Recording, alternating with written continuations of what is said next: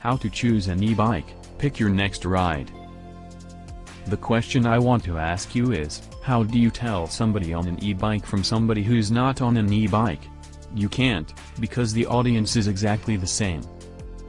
In a few moments I am going to explain the basics about how to choose your electric bike, e-bike. In a few moments we are going to talk about how to choose an e-bike. The person to ride an e-bike is virtually anybody. It could be you, or even you. It's definitely been me. There is virtually every style of bike available in the form of an e-bike, cruiser, cargo, hybrid, and even foldable. E-bikes are great for people who are trying to give up their cars, or those who might be commuting just long enough distances that it makes more sense for them to have some pedal assist versus doing it riding completely under their own power. It's also great for people who might be carrying a lot of cargo, and that could include their kiddos.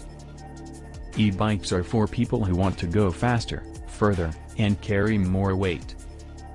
There are four main decision points in choosing an e-bike: class, motor, battery, and features.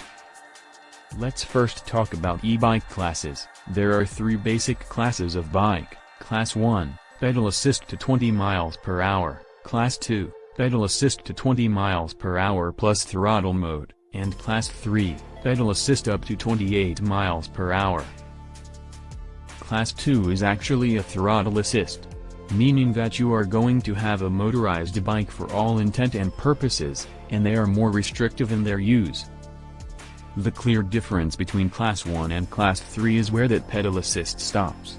That just means that Class 1 is generally more accepted everywhere on more and more trails. Whereas, Class 3, you might still have some restrictions, primarily in mountain biking, but not exclusively so. You want to check in with your local authorities to make sure that your bike is permitted on community trails. Now let's talk about motors. Motors generally come in two types, either placed in that bottom bracket called a mid-drive motor, or they'll be located in either the front or the rear hub, so a hub drive motor. The difference between these generally is that a mid-drive is going to feel a little bit more balanced and mirror your natural pedal stroke, and hub drive motors, depending on where they're located, will tend to feel either more push or pull. When you're considering whether you might want a mid-drive motor, the things to consider are again, the placement of the motor, and the fact that it frees your wheels up to make them easier to maintain. If you have flats, for example, it is a lot easier to pull your wheels off and change the flats yourself. In addition, mid-drive motors work with your gearing system, which allows for more efficient use of your battery. The other two major considerations in what a motor does for an e-bike are torque and wattage. Torque is the force that helps move that bike forward, and the wattage is the amount of electricity or power that's required to move that bike. Wattage speaks to how quickly the battery will drain. Typically an e-bike that you're going to purchase in most bike stores is either going to have 250 watts, or 500 watts. And, in some cases you might find 750 watts. Everything is a trade-off. The trade-off will be whether you want more battery life or more power. And typically, you're going to concede one or the other, depending on how you're pedaling, and what type of terrain you're on. Let's talk about the differences between lower wattage, lower torque, and higher wattage, higher torque, and whether one or the other might be more useful to your riding style. When we are talking lower torque, lower wattage, the bike typically will be more efficient, and you might be doing a little bit more of that work on your own with just light pedal assist. The upside of this is longer range. You might want higher wattage, higher torque as if you're looking for that workhorse of a bike. If you need the bike to provide more power under load, and you might be carrying more load, so you need bigger power and you might need less range.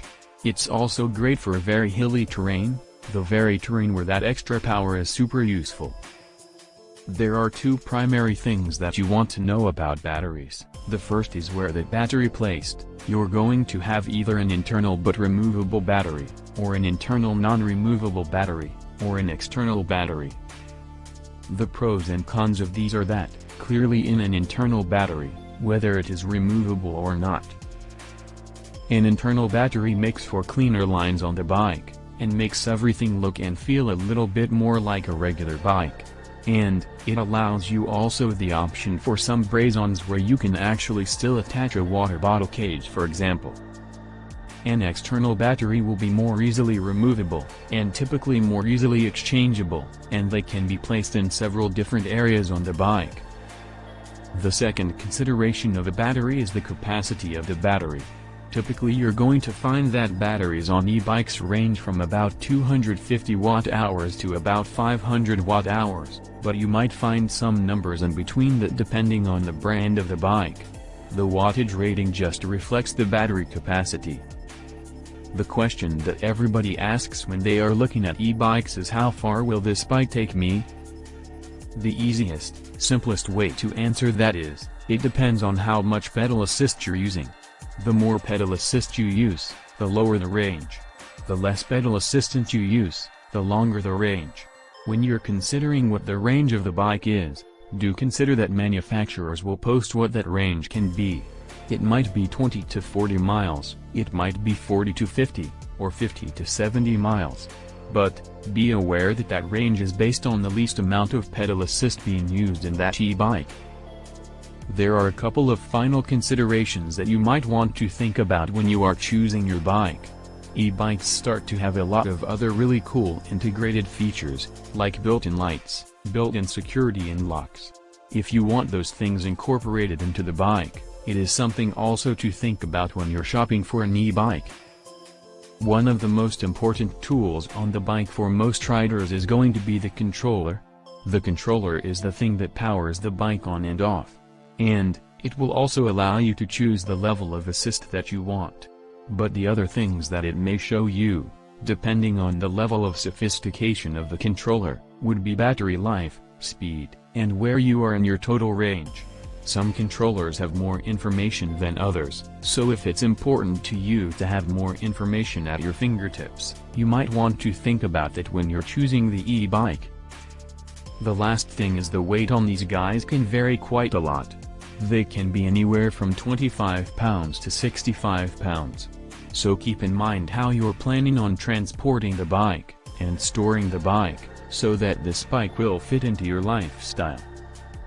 This should give you a lot of information to start the process for shopping for an e-bike. Click the link in the first comment to find our e-bike and accessory recommendations.